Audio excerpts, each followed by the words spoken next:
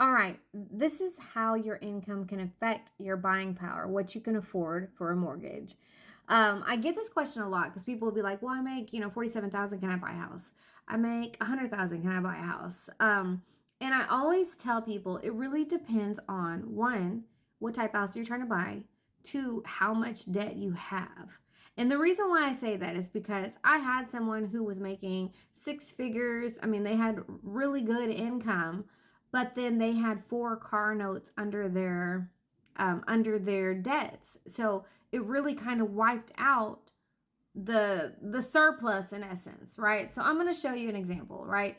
All right, if you have somebody who is making, let's say for easy math, $60,000 a year, that is what, $5,000 a month. We usually take about half of that income. So that's 2,500, and we use that 2,500 for a potential mortgage and any debts that you might have. So let's say that that $60,000 person does not have any debt, then in essence, there's other factors to consider, but this is just giving you a loose estimate that they could afford a mortgage that's about 2,500.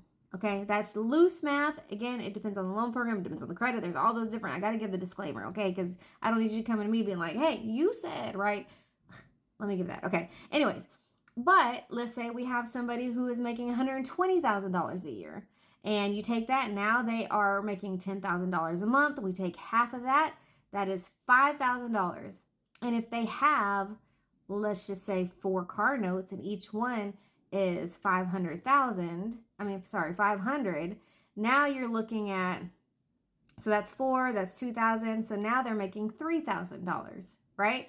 So we take that 3,000. Are there any other debts? Let's just add in for fun one more car note. Now we're at 2,500, just like the $60,000 person that has no debt, and now they can afford a mortgage that is with the $2,500 mortgage payment.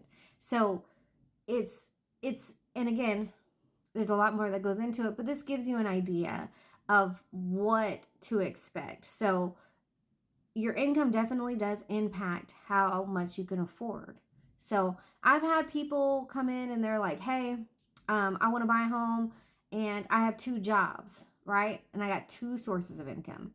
Well, we have to have a history of you having two sources of income. And when I say a history, we need a 2-year history with no gaps. Okay. You can change jobs, but you just can't work and then be off for 3 months and then work and then be off for 3 months, because then it's not consistent and it's not enough for us to be able to use the second job. So that is something that a lot of people don't know that I just gave you for free.